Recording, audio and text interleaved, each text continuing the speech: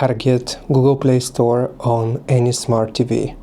Now, you will have a web browser on your smart TV. You just want to find it. If you are running a Philips Smart TV, it's going to look like this. It should say Internet Browser. So just open up the browser on your smart TV. Now, once you have it open, then you want to scroll up and type into the address here.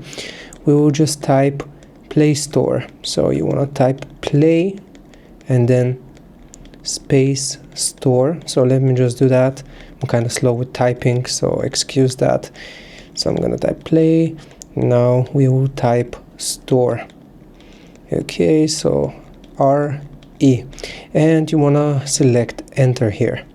Once you click on enter, it should load Google.